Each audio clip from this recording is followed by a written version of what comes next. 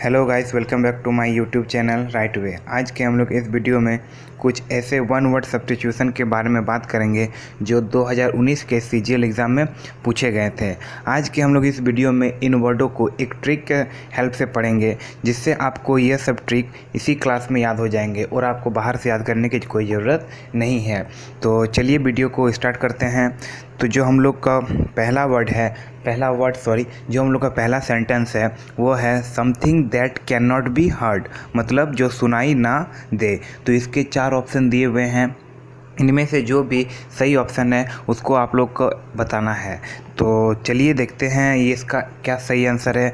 First number में जो है वो है इनफैलिब, बी नंबर में जो है वो है ऑडिबल और सी नंबर में जो दिया हुआ है वो है इनऑडिबल, तथा जो डी नंबर में दिया है वो है इरिवोकेबल। ठीक है, तो देखते हैं इसका सही मतलब क्या होता है। तो something that can not be heard, जो सुनाई ना दे, उसका सही मतलब होता है इनऑडिबल, मतलब जो सुनाई ना देने वाला। ठीक है, ये दोनों काफ़ी सिमिलर वर्ड है। जैसे something that can not be heard, उसका सिमिलर आप एक वन वर्ड में बोल सकते हैं कि इनऑडिबल होता है। ठीक है, सुनाई ना देने वाला। तो इसको हम लोग याद कैसे रख सकते हैं? इसको याद रखने का सबसे अच्छा ट्रिक तो ये है कि ऑडिबल मतलब जो सुनाई दे रहा है, और ऑडिबल का उल्टा होता है इनऑडिबल, मतलब जो सुनाई नहीं दे रहा है। इस तरह से आप इस सेंटेंस को याद करके आसानी से रख सकते हैं। तो चलिए अब दूसरे वर्ड की ओर बढ़ते हैं। जो हम लोग का दूसरा सेंटेंस है वो है आ सॉन्ग संग at a burial. Uh song संग एट अ ब्यूरियल, मतलब इसका मतलब होता है कि जो आपका आदमी डेड कर जाता है या उसी के समय जो सॉन्ग या गाना जो भी हो गाया जाता है उसी को बोलते हैं। तो इसका वन वर्ड सब्स्टिट्यूशन क्या है? इसका वन वर्ड सब्स्टिट्यूशन आप लोग को बताना होगा। तो चलिए देखते हैं इसका वन वर्ड सब्स्टिट्यूशन क्या है। इसका जो पहला ऑप्शन है वो है सोनेट, और दूसरा जो ऑप्शन है वो है ब्लेड, तीसरा जो ऑप्शन है वो है हिम, और चौथा जो ऑप्शन है वो है डर्ज। तो चलिए इसका आंसर देखते हैं क्या होगा। इसका जो सही आंसर होगा वो होगा डर्ज, मतलब शोक गीत। शोक गीत हम लोग कब गाते हैं? जब किसी का डेथ हो जाता है तभी शोक गीत गाया जाता है। सोनेट का मतलब होता है गाथा, ब्लेड मतलब होता है गाता गीत, और हिम मतलब होता है भजन। तो ये सब तो होगा नहीं, शोक गीत डर्ज ही होगा इसका सही आंसर। इसको हम लोग याद कैसे रख सकते हैं? इसको याद रखने का सबसे अच्छा ट्रिक है डर्ज। डर्ज में देखिए DIR को हम लोग डर बोल सकते हैं। ऐसे याद करने के लिए थोड़ा सा तो समझना ही पड़ेगा, ऐसे हम लोग आसानी से याद भी रख सकते हैं, ज़्यादा हम लोग को परेशानी भी नहीं होगा याद करने में। तो DIR डर, इसको हम लोग बोल सकते हैं। और देखिए डर कब लगता है? जब किसी को समाधि में या कोई जब डेड कर जाता है, जब किसी को कब्र में लेटाया जाता है, समाधि में लेटाया जाता है, तभी हम लोग को डर लगता है। तो इसी तरह हम लोग याद कर सकते हैं कि आ सॉन्ग संग एट अ ब्यूरियल को डर्ज बोला जा सकता है। इसका वन वर्ड सब्स्टिट्यूशन डर्ज है। तो चलिए अब इसके आगे का वर्ड देखते हैं क्या है। जो हम लोग का आगे का वर्ड है वो है a period of 10 years. A period of 10 years. इसके 4 ऑप्शन दिए हैं। पहला जो ऑप्शन है वो है फोर्टनाइट, दूसरा जो ऑप्शन है वो है डिकेड, और सी नंबर में जो आंसर है वो है सेंचुरी, और डी नंबर में जो आंसर है वो है मिलेनियम। तो ये तो काफ़ी इजी है, पर ये सब SSC CGL 2019 में पूछा गया था। वैसे तो एग्ज़ाम में ज़्यादा भी बहुत टफ नहीं पूछा जाता है, बहुत मीडियम लेवल के ही, एवरेज लेवल के ही क्वेश्चन पूछे जाते हैं। तो चलिए इसका देखते हैं आंसर क्या होगा। तो इसका जो आंसर होगा वो होगा डिकेड, मतलब दशक। क्योंकि फोर्टनाइट का तो मतलब हो जाएगा 2 सप्ताह का समय, डिकेड का मतलब हो जाएगा दशक, सेंचुरी मतलब हो जाएगा सदी, और मिलेनियम मतलब हो जाएगा 1000 वर्ष। तो अ पीरियड ऑफ 10 ईयर्स, मतलब 10 ईयर्स का जो पीरियड होगा उसको हम लोग डिकेड बोलेंगे। ठीक है, इसका वन वर्ड सब्स्टिट्यूशन डिकेड होगा। तो चलिए इसको याद करने का देखते हैं क्या ट्रिक है। इसको जो याद करने का ट्रिक है वो है 10 मतलब क्या होता है? 10 में देखिए क्या आ रहा है, द का क्या होगा? डी, द का डी, और डी से डिकेड स्टार्ट होता है। इसी तरह हम लोग इसको याद करके रख सकते हैं। तो जो अब आगे का वर्ड है वो हम लोग देखते हैं। आगे का जो वर्ड है वो है one who leaves his own country to settle in another. मतलब वैसा व्यक्ति जो अपना देश छोड़ा है दूसरा किसी देश में रहने के लिए, तो उसको क्या बोला जा सकता है? क्या उसको फॉरेनर बोला जा सकता है, नेटिव, इमिग्रेंट या टूरिस्ट? उसको क्या बोला जा सकता है बताइए आप लोग। तो चलिए देखते हैं इसको क्या बोला जाएगा। इसको सही आंसर होगा इमिग्रेंट, मतलब आप प्रवासी, ठीक है। और जो अलग ऑप्शन दिया है वो सब के बारे में भी हम लोग देख लेते हैं। फॉरेनर मतलब परदेसी या जो बाहर में ही रहता है, ठीक है, उसको हम लोग बोलते हैं परदेसी। नेटिव मतलब होगा देसी, ठीक है। इमिग्रेंट मतलब होता है आप प्रवासी।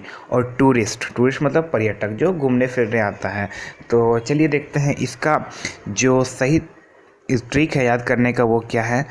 देखिए इमिग्रेंट में ग्रांट आ रहा है, GRANT, ग्रांट मतलब अनुदान या दान, ठीक है। तो इसको देखिए हम लोग ऐसे याद कर सकते हैं, जो व्यक्ति पहले अपने देश में रहता था पर अभी किसी बाहर देश में रहने चला गया, तो जब पहले वो अपने देश में रहता था तो उसका पहले तो घर रहा होगा ना, और जब बाहर वो रहने जाएगा तो अपना घर को किसी को दान देगा या बेच देगा। तो उसी तरह हम लोग याद रख सकते हैं कि इमिग्रेंट उसको बोलेंगे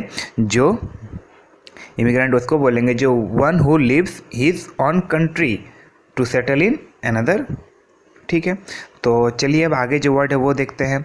आगे का जो वर्ड है वो है a place where clothes are kept, मतलब ऐसा जगह जहाँ पर कपड़ों को रखा जाता है। तो इसके लिए जो 4 ऑप्शन दिया है वो है आपका कॉफिन, फिर वार्डरोब, सी नंबर में जो है हैंगर, और डी नंबर में जो है वो सॉफ्ट, ठीक है। तो चलिए देखते हैं इसका सही आंसर क्या होगा। तो इसका जो सही आंसर होगा वो होगा वार्डरोब, मतलब अलमारी में ये तो हम लोग कपड़े को रखते हैं, ठीक है, ये तो आप लोग को पता ही होगा। तो ए नंबर में जो ऑप्शन है वो है कॉफिन मतलब ताबूत। इसमें तो कभी भी कपड़े को नहीं रखा जाता, इसमें तो जो आदमी डेट कर जाता है उसको इसमें रखा जाता है। वार्डरोब मतलब अलमारी हो गया, ठीक है, ये सही आंसर होगा। हैंगर मतलब खूंटी, जो हम लोग को दरवाज़ा के पीछे लगाया जाता है। और सॉफ्ट मतलब दस्ता, ठीक है। तो इसका सही आंसर होगा वार्डरोब, ठीक है। तब आगे जो वर्ड है वो देखते हैं। आगे का जो वर्ड है वो है a person very reserved in speech, मतलब वैसा आदमी जो बहुत कम बोलता है, ठीक है। तो देखते हैं इसका वन वर्ड सब्स्टिट्यूशन क्या होगा। तो पहला नंबर जो है ए नंबर आपका ऑप्शन वो है कॉन्फिडेंट, बी नंबर में है रेटिसेंट, सी नंबर में है इलिक्वेंट, और डी नंबर में है एडिमेंट, ठीक है। तो चलिए देखते हैं इसका सही आंसर क्या होगा। इसका जो सही आंसर होगा वो होगा रेटिकेंट। इसका आंसर रेटिसेंट होगा, रेटिसेंट मतलब क्या होगा, मौन रहने वाला या अल्पभाषी, मतलब जो बहुत कम बोलता हो, वो होगा a person very reserved in speech, ठीक है। तो आप लोग को समझ में आ रहा होगा। इसका जो और ऑप्शन है वो सब में हम लोग बात कर लेते हैं। जो ए नंबर में है वो है कॉन्फिडेंट, मतलब आत्मविश्वासी, तो ये तो होगा ही नहीं। अगर कोई आदमी कम बोलता है तो कहीं ना कहीं उसमें आत्मविश्वास की कमी है, इसलिए वो कम बोलता है, तो ये तो होगा नहीं।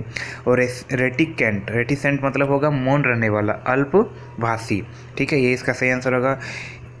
तीसरा नंबर में जो है ऑप्शन दिया हुआ वो है एलिक्वेंट, मतलब सुवक्ता, ठीक है, जो अच्छी तरह से स्पीच देता हो, अच्छी तरह से बोलता हो, जो स्टेज में बोलता हो, तो वो तो है नहीं। यहाँ तो जो कम बोलता है उसके बारे में बात हो रहा है। और जो डी नंबर में ऑप्शन दिया है वो है एडिमेंट, मतलब अटल रहने वाला। तो ठीक है, चलिए देखते हैं कि इसको याद कैसे रखा जा सकता है। देखिए, इसको याद रखने का सबसे अच्छा ट्रिक है रेटिसेंट में रेटी आ रहा है, RETI, रेटी मतलब रटो। तो रट के बोलने वाला अल्पभाषी होता है। आप भी अगर आप कभी स्पीच दिए हैं अपने स्कूल लाइफ में, तो अगर आप जो रट के बोलिएगा ना, वो देखिएगा आप कहीं भूल जाइएगा या आपको याद नहीं आएगा, आप मतलब बोल ही नहीं पाइएगा। तो इसीलिए जो रट के बोलता है वो बहुत कम बोल पाता है। ये इसका ट्रिक हो गया याद करने का। तो चलिए अब आगे जो वर्ड है वो देखते हैं। आगे जो वर्ड है 7 नंबर का वो है open refusal to obey order, ठीक है। तो इसका जो ए नंबर में ऑप्शन है वो है कंपाइलेंस, बी नंबर का जो ऑप्शन है वो है एडहिरेंस, सी नंबर में जो ऑप्शन है वो है ओबीडियंस, और डी नंबर में जो ऑप्शन है वो है डिफाइंस। ठीक है, तो इसका कौन सा ऑप्शन सही होगा, तो चलिए देखते हैं। इसका जो सही आंसर होगा वो होगा डी, डिफाइंस। ठीक है, अवज्ञा। ठीक है, मतलब देखिए open refusal to obey orders, मतलब किसी के ऑर्डर को मानने का खुला उल्लंघन कर देना या मना कर देना, ना मानना, उसको क्या बोला जाएगा, डिफाइंस, सॉरी, उसको बोला जाएगा डिफाइंस। ठीक है, अवज्ञा करना।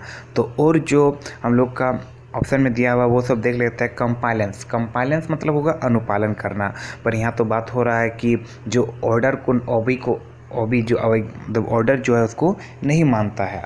ठीक है, तो बी नंबर में जो ऑप्शन है वो है एडहेरेंस, मतलब अनुपालन करना, इसका भी हो रहा है पर ये तो होगा नहीं। और सी नंबर में होता है ओबीडियंस, मतलब आज्ञा पालन, ये भी होगा नहीं। तो इसका सही आंसर होगा डी नंबर, डिफाइंस, मतलब अवज्ञा करना। ठीक है, तो इसको हम लोग कैसे याद रख सकते हैं, देखिए जो डिफाइंस है उसमें फाइंस आ रहा है, FIANCE, फाइंस, फाइंस मतलब होता है दूल्हा। और आप एक बात तो बखूबी जानते होंगे कि शादी के वक्त दूल्हा का तो बात नहीं माना जाता है, भले ही सबका चलेगा पर दूल्हा का नहीं चलेगा, मतलब उसका बात दबा दिया जाता है या उसका बात माना ही नहीं जाता है। तो इस तरह से हम लोग इस बात को याद करके रख सकते हैं। तो चलिए अब जो आगे वर्ड है वो देखते हैं। आगे का जो वर्ड है वो है morals that govern one's behaviour. ठीक है, morals that governs one's behaviour. इसका जो पहला नंबर ऑप्शन में दिया हुआ है आंसर वो है इंट्यूशन। ठीक है, दूसरा नंबर में जो है बी नंबर में एथिक्स, सी नंबर में है एटीट्यूड, और डी नंबर में साइकोलॉजी। तो चलिए देखते हैं इसका सही आंसर क्या होगा। इसका जो सही आंसर होगा वो होगा एथिक्स, मतलब नीति शास्त्र, नीति शास्त्र। और ए नंबर में जो ऑप्शन दिया हुआ है वो है इंट्यूशन, मतलब सहज बोध, ये नहीं होगा। सी नंबर में जो दिया हुआ है एटीट्यूड, अभिवृत्ति या रवैया, ये भी नहीं होगा। और डी नंबर में है साइकोलॉजी, मतलब मानव शास्त्र, ये भी नहीं होगा। Moral that govern one's behaviour, इसका सही आंसर होगा एथिक्स, नीति शास्त्र। इसको देखिए हम लोग कैसे याद रख सकते हैं। मोरल मतलब नैतिक होता है, और एथिक्स का मतलब भी नैतिक होता है। तो ये दोनों लगभग थोड़ा थोड़ा मिलता जुलता शब्द है, तो इसी तरह से हम लोग इसको याद करके रख सकते हैं। आप लोग को अगर मेरा ये वीडियो अच्छा लग रहा है तो आप लोग मेरे वीडियो को लाइक करें, कमेंट करें और मेरे चैनल को सब्सक्राइब करें। इससे मुझे और भी मोटिवेशन मिलेगा इसी तरह काम और करने में। तो चलिए आगे के वर्ड जो है वो देखते हैं। आगे का जो वर्ड है वो है, सॉरी वर्ड नहीं, सेंटेंस। आगे का जो वर्ड है सेंटेंस है वो है one who loads and unloads ship, मतलब जो शिप को लोड करता है और अनलोड करता है। ठीक है, तो इसमें जो फर्स्ट ऑप्शन है वो है स्निप्स्टर।